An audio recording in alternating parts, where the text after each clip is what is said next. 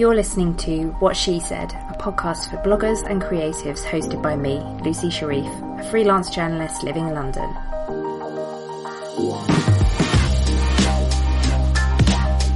Each week I interview different women in blogging and the online world, getting their best blogging tips and advice, and a little bit of gossip too. Thanks for listening.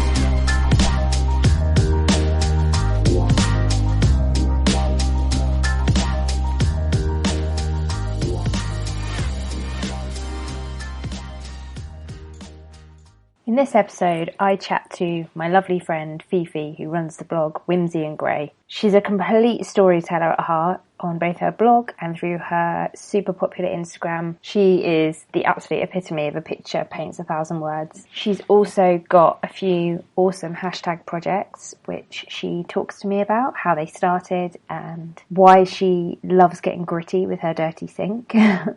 All in all, it was just a really fun chat. And I really hope you love it as much as I loved recording it, which I realised that I say, I think, in every single guest intro, so I've kind of got to stop doing that. Hello. Hello. How are you? How was your day? It's good, thanks. It's raining and I have socks and a jumper on, which is pretty much the dream after a heat wave. I know. I'm so happy it's over. So, for anyone that doesn't know who you are, do you want to jump in and just tell us about who you are, your blogging journey, and how you got to where you are now? Yeah. Okay. So I'm Fifi of Whimsy and Grey. I started kind of Instagramming and kind of blogging when I was on maternity leave. So I have a 2.5-year-old called Florrie, and when I was on maternity leave with her, I kind of, that sort of fairly standard thing of, oh, I have nothing creative or interesting to do. And I was kind of, feeding her constantly, and so scrolling through Instagram and we started reading kind of some parenting blogs and that kind of thing. And I basically, before having a baby, I was a youth worker at a church, where I would preach every week. So I'd do a sermon, but for teenagers. So it kind of had to be pretty interesting and kind of I did a lot of storytelling, to kind of just the best way to communicate with people and teenagers, and kind of I did a lot of kind of practice and research into that, and I just love storytelling. And so when I came across blogging, that I really felt like it was something that was missing in my life since leaving my job. I was like, oh, I don't storytell anymore. I don't kind of practice how I communicate with people and writing and that sort of thing. And so I just had all these funny little things going on in life, having, a baby, and life was a bit chaotic. And so I just started simply by a bit of a mummy blog and just telling stories of what was going on with us. And it was kind of started filling that bit of a creative void that I had going on post baby. Yeah. When you started out, sorry to jump in, but because it's not a mummy blog anymore. No. We'll talk about that, but did you find, because I wrote a post about my kind of reticence of being described as a mummy blogger? Yeah. I think not really, to be honest, because that was my first kind of place I put my toe in the water. I hadn't even really read any blogs before or knew anything about it. So I was just on Instagram, found a few mummy bloggers on Instagram. So really that was the first world of blogging that I knew and kind of got into. But I think it was more, and also I was just that was my life at the time, totally, I decided to be a stay-at-home mum, and it was first baby, and it was just all consuming.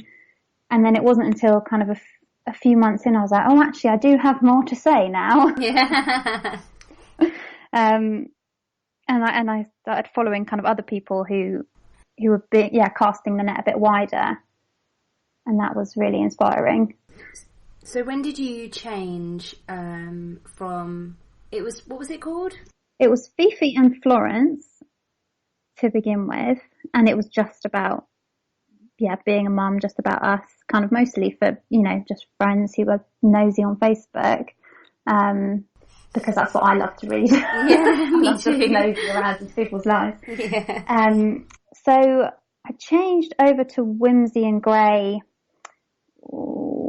October last year, I think.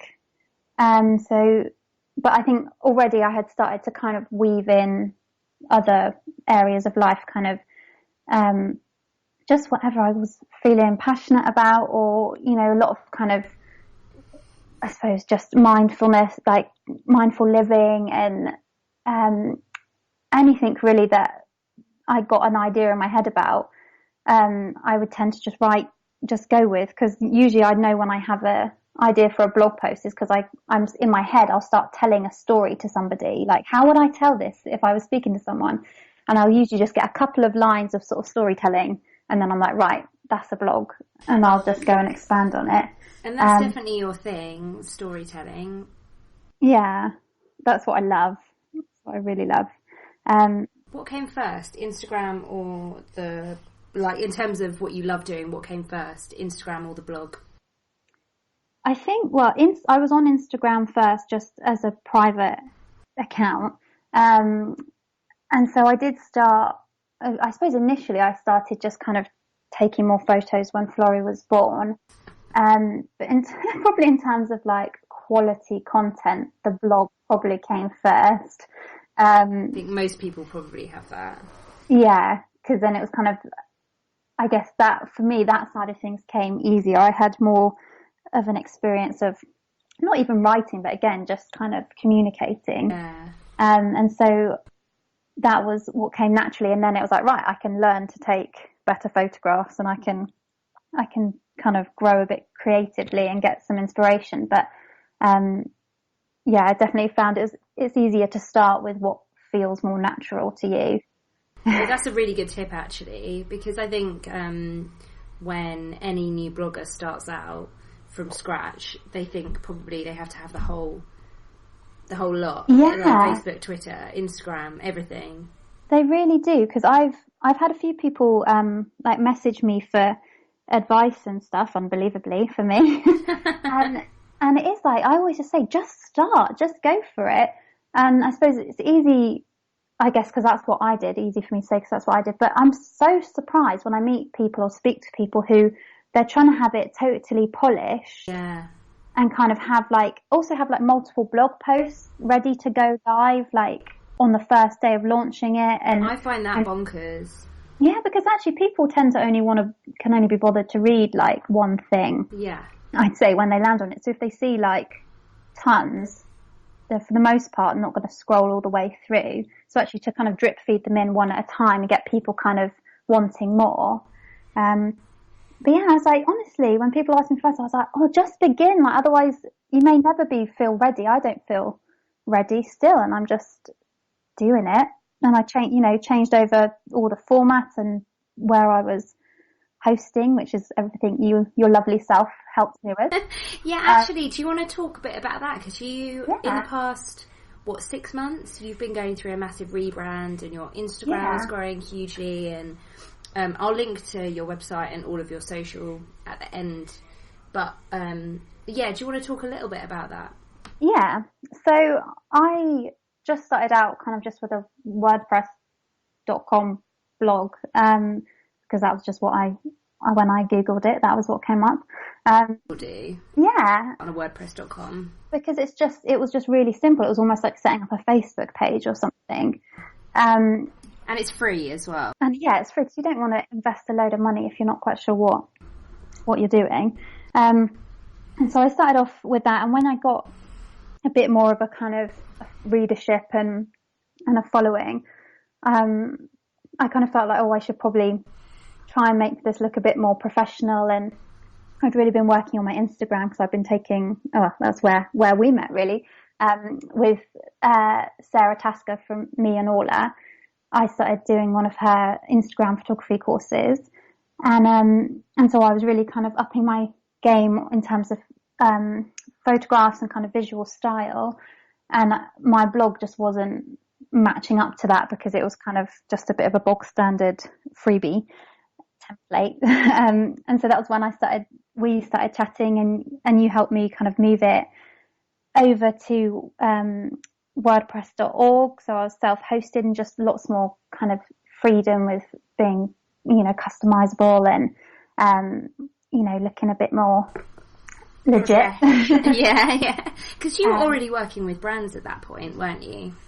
Yeah, I mean, just on a kind of gifting basis. I haven't done any work, but yeah, I think they kind of, I think there's the most thing they're interested in is whether you have an engaged following, engaged audience. And so whatever platform you're on, if people are really invested in you, they'll just follow you wherever, really. But it was nice to kind of get things, moved over and kind of just looking a bit more. So actually, if you click over from my Instagram to the blog, it's like, it's nice and continuous. Yeah. I've got some, overlapping images and that sort of thing, that it really, it's cohesive. So if people land on that, or if people land on my Twitter, they think, oh yeah, this is Fifi, this is what, who I know from Instagram or whatever. That's probably another really good tip as well, is having the cohesiveness and thinking about yourself as a brand, which sometimes feels a bit I don't know, a bit cringe, but actually you're right, and you can do it in a really natural way. If anybody looks at your Instagram, it's so personal and you're connecting with a person immediately. It doesn't feel like that you're a big faceless brand, but also if you go across to every single part of your social and your website, you're immediately recognizable. Yeah, definitely. I think that would be a real kind of, one of my tips would be to be really cohesive, but in a way that comes naturally to you. So but yeah, definitely thinking of yourself as a brand, you have to sort of get over that awkwardness, because actually, especially if you're not making money to begin with, it can be, you're having to put a lot of effort into it without any kind of monetary reward, which is not necessarily why you're doing it anyway. But actually, you need to give yourself permission to take yourself seriously. And I kind of have a bit of a fake it till I make it motto in life, where I'll just pretend. I'll just wing it and pretend, because I can do that. I know how to, the phrases to use, and it's not that I'm not being authentic. It's just actually I need to kind of almost fake my confidence so actually I need to think of myself as a brand, so that, like when I kind of met up with you and we started making the blog all kind of professional and better and whatever, because I needed to have that confidence in myself that if I take myself seriously, other people will take it seriously as well. So fake it till you make it, basically. That's one of the things that I love about you as well. I think it's brilliant, because it's not really fake it till you make it, because you're not like bullshitting at any point. No. But it's more, like, I'm gonna fake this confidence thing and give myself permission to be a professional blogger until the confidence catches up with me. Yeah. And I would say that, so I think we connected even just before it turned out we were both on the Instaretreat. Yeah. Which was super weird. Yeah. But, so I don't really know how it happened, but kismet. But so I sort of feel like I've seen you go on like a real journey, like really quickly as well. It was a bit like you, I don't know, like you found your voice basically, and it seemed that you tapped into creativity that you probably you had all this time, but you just hadn't given yourself permission to have. Oh, thank you. And your pictures are so gorgeous, and your captions are amazing. And well, I'm one of your biggest fans, but it's really nice to see like somebody go on that journey. It's been crazy. When did we do it was the beginning of this year, wasn't it? We did it. So it's only been sort of 6 months. I think basically and I'd felt that frustration for a while, where you're sort of trying to do what other people are doing and kind of what's doing well, and not, stuff that I liked, kind of, the sort of bright white accounts, big floral stuff and flat lays, and it was all stuff that I found really beautiful and I loved. And I was kind of trying to recreate it, because I think, to begin with, the first step of the creative process is to recreate. And, you know, it's not necessarily copying, I guess, but you have to learn. Like when I did like GCSE and A-level art, and the first thing you always did was you just copied another artist's work so that you could kind of practice. And so that was what I was kind of doing. And I was feeling that frustration of like, well, I still prefer other people's work to mine. Like I'm not quite getting it. And also it just wasn't my life. Like I live in a house that is fairly grubby because I have a child and a house rabbit, and, you know, I live. And it's quite, you know, I don't have very much light downstairs. It's quite a dark house downstairs, which next time I buy a house will not be the case. But it was actually to try and have like bright white floral things. I don't have enough money to buy fresh flowers constantly. Like it wasn't fitting in with my life, and it wasn't really true representation of my life. And it was when I kind of gave myself permission, to start capturing what my life was actually like. It just sort of unleashed all this freedom of kind of expression and creativity. And it just, yes, it was like you say, it was really quick. Something just kind of unlocked. And I think it started where I have what could be quite a nice kitchen. It's got like dark wood sideboards and a, butler's sink, but it's all a bit tatty. Like the sideboards are water stained and the sink has got loads of lime scale and all these things where I'm like, oh, that would be really nice if I had cleaned it properly and upkept it and everything. And so I kind of would avoid taking photos of the mess. And then Sara had said in the course, like, try not to over tidy photos. And so I kind of probably took that to the extreme and just started photographing the mess. So I left, like, I had some pans on the side of the draining board that, like, they would kind of been there for a few days. And I'd made a cup of coffee, and so I just put the coffee on the sideboard, and my sink is kind of stained. And I just was like, I'm just going to take a picture of it. And I took this picture, and it was just turned into this like really gritty thing that I was like, oh, should I post it? Should I not? And then I was like, yeah, do you know what? My sink is dirty. Like, but now it's turned into a bit of a movement. Yeah, my dirty sink. # my dirty sink. Yeah, so I kind of basically it was a sort of getting over a shame thing of posting real life. Yeah. And for me, it was much more than about sinks, because it was kind of, actually, my life isn't picture perfect, and trying to strive to depict that is exhausting. Yeah. And I think I was just done. I was like, I don't want to make people feel shit about themselves. Yeah. Because actually, you know, 97% of the other people on Instagram also probably have dirty sinks. Absolutely, yeah. Yeah. And I was like, that's nothing. It's just being real. And I'm quite confident in myself. Like I don't kind of, thankfully, I don't feel like I have too many kind of insecurities around who I am or comparing myself to other people, which is amazing. And I know I'm very blessed to have that. But I think I'd spent so long working with teenagers who were just being absolutely torn apart by comparison and, social media, and trying to be something they weren't and kind of fit into this perfect kind of image, that when I was, talking to them, I think there was just a turning point where I was like, I really have to believe this for myself as well. I truly have to be happy and put my self-worth not in perfection or Instagram or comparing people.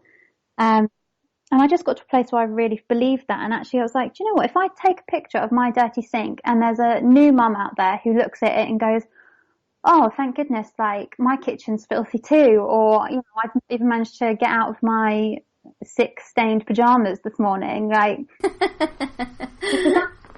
that's what, if I can make somebody feel better by posting a picture of my dirty sink, I'm going to do it. Have you found that before you kind of found your style and were comfortable with your style, particularly on Instagram, you were trying to fit into that kind of Instagram cliche of, probably overexposed white flat lay? Yeah. But not that there isn't a place for that. No. At all. But like you say, that doesn't fit in with your life, so it makes it bloody hard to find, 7 pictures a week.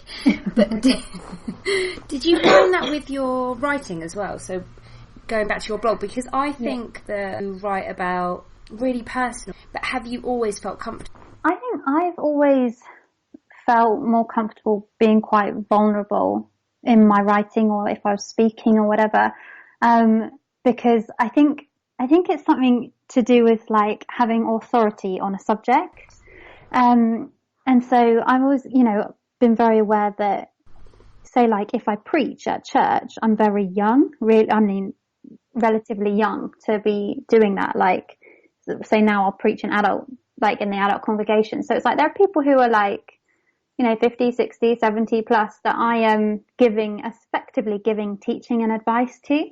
And so I guess it's that feeling slightly like a fraud, and kind of actually I find that if I stick to a place of vulnerability and I stick to somewhere that is, this is my opinion on the subject, or this is my experience, this is what's happened to me, then I am an authority on that subject, because that is it. You can't deny me my experience. Yeah, that's your truth, isn't it? Yeah, this is my truth. And actually, I'm not a very, confrontational or debating kind of a person. And so actually, I can just comment from where I am and what I'm doing or how I'm feeling. And again, it's that kind of being vulnerable.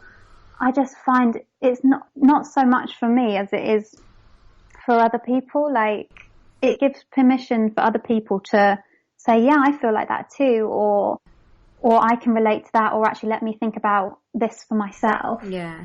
And I just love being able to give people the permission or the opportunity to do that. Yeah. Yeah. I think something that I read once stuck with me a little bit, because I feel the same as you about writing vulnerable posts, and I hadn't really ever articulated why they work better. So you just hit the nail on the head for me. It was a proper light bulb moment. I was like, wow. Yeah, I hadn't really thought about it like that either. Oh no, that was say it. But someone once said, I can't remember who it was a blog post that I read, where they were saying, I don't share, I have a rule, I don't share stuff until I've dealt with it myself. And I was like, oh yeah, that's a really smart move. It might have been Jen Carrington actually. I was like, oh, that's such a smart move. That's really sensible. Because if you're putting something out there I don't know, and you haven't dealt with it yet, then any feedback you get is going to be doubly tough. But actually, so I kind of stopped sharing those types of vulnerable posts, or I was tempering myself a little bit. Yeah. But now I realise that I find that process really cathartic. So I don't have that rule for myself. I'll share vulnerable stuff even if I haven't necessarily dealt with it yet. Like when my struggles with breastfeeding or whatever, like I'll share stuff. I mean, it might be different if you were talking about, I have like hundreds of thousands of followers, almost, I suppose, kind of Yeah, that's a good point, actually. I feel like most of the people I share with, even if I don't know them or they're friends on Instagram, they kind of feel like I'm speaking to friends. Yeah. But I guess, I just think there's so much power in letting people join you on the journey. And kind of, it's not necessarily that, because I'm actually quite an introvert, but or not. I talk about it in therapy. I have no issue with like sharing things to a wider audience, but don't talk to me one-on-one about it. Like, honestly, yeah. I suppose because you can kind of be measured and you don't have to, you can just let people see in through a window. Yeah, that's true. It's not like, come over to my house and get in my business and actually you can, it's just letting people a snapshot to be like, actually my life isn't perfect. Mm-hmm. And you don't have to be perfect either. Almost everyone I've spoken to on this podcast is like, oh, I'm an introvert. You wouldn't believe it. And I'm like, I definitely would. Yeah. I think we all are. I think we found our place to... Yeah, exactly. We found our place and we found our people. Yeah. What would you say has been the most helpful tip or piece of advice that you've been given along your blogging journey? Because you're a relatively new blogger and you've grown a really strong community really quickly. But you must have had some stumbling blocks, some crappy advice, and probably some amazing lightbulb moment advice along the way. I think, well, to be honest, it wasn't so much crappy advice as to begin with, I just had no advice. Like, I just couldn't find, I could see this world, and it was like, I was like peeking through the window and like, how do you do it? Like, everybody's doing it. Why can't I do this? I don't understand. I haven't been let into the club. Do you feel like that sometimes? That it's yeah. There's a lack of transparency. Yeah, definitely. And I think it's because everybody has to work so bloody hard to figure it out, that when they do, it's like, okay, well, can you now work hard to figure it out? So I think you kind of, you know, you and I have talked about this a lot because you've given me so much help and advice kind of to really kick me to another level. You're too kind. I think you did it all yourself. I really... Honestly. Honestly. I can't even say, what is it, Google Analytics? Oh, yeah. See, I can't even say it, let alone understand it without you. I think, you know, I just didn't have that much advice, really, to begin with. Yeah. I think I just kind of, again, I just started going, okay, well, I'll just see what other people are doing, and I'll just fake it. Yeah. And I'll just go along and I'll pretend like I know what I'm doing until I actually know what I'm doing. That's really hard, though, isn't it? From a kind of from your own mental health point of view, I think that's really hard because you're almost always feeling like an imposter. Yeah. That's why I do not want to ever not share. I basically always want... That was a double negative, terrible sentence. Apparently I get paid to write. I'm not really sure. Not to speak. Yeah, exactly. I think for me, my kind of... I suppose it wasn't really advice, but my sort of light bulb moment was when I realised that... Because again, when people started asking me for advice, I was a bit taken aback by it. But again, and it's kind of, you do initially have that sort of like, oh goodness, well, I've had to, you know, slog my guts out to try and figure this out. But actually, my light bulb moment was realizing that you can give people the tips and advice and the kind of practical how to, but it won't start working. You know, they need to find their voice and they need to find their style. So for me, I'm happy to give people advice on what I do or how I take a picture. But actually, my mess and the things that I take pictures of, it works for me because it's mine. And actually, for other people, their lives are different, and it will work when they find their kind of flow. So even if they recreate a picture, say that I made, that I took initially, for me, that picture is depicting something, a moment in my life, or it's telling a story of something in my life, or freeing me up to kind of share something or get a bit gritty or whatever. And it's not, even if they were to recreate it, that's their life. Yeah, it wouldn't ring true, basically, at all. Yeah.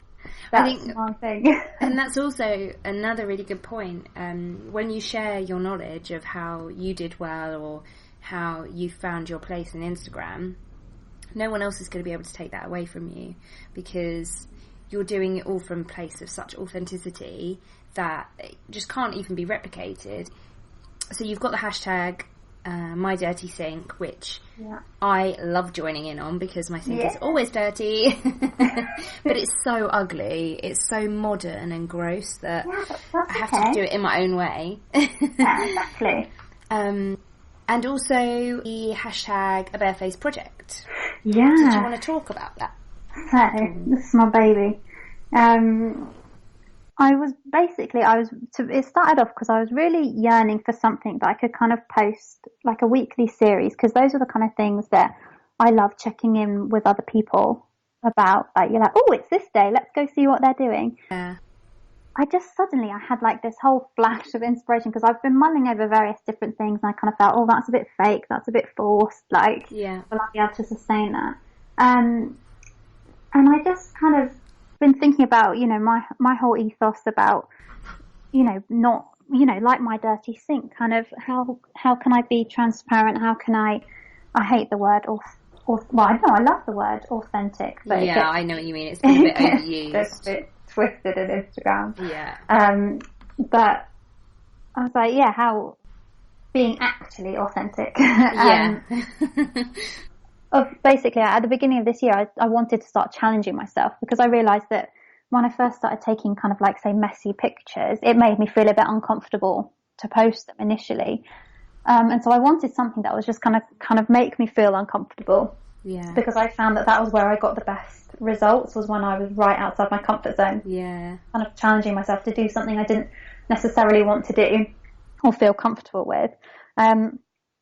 I was going through some old sketchbooks from my GCSE art days, and I'd done a series of portraits, kind of drawing portraits, of kind of depicting different kind of emotions and that sort of thing. There's a whole blog post on it somewhere in my on my blog. I'll link it.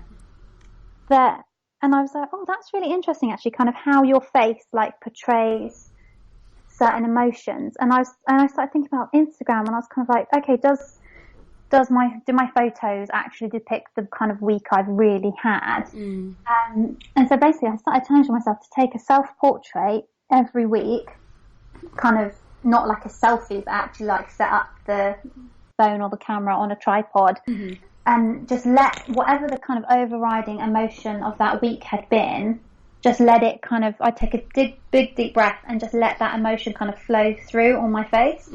Take a picture, whether I had makeup on or, you know, plucked eyebrows or messy hair, just take it. And so just once a week, even if, so people could see the emotions kind of that were going on behind the camera.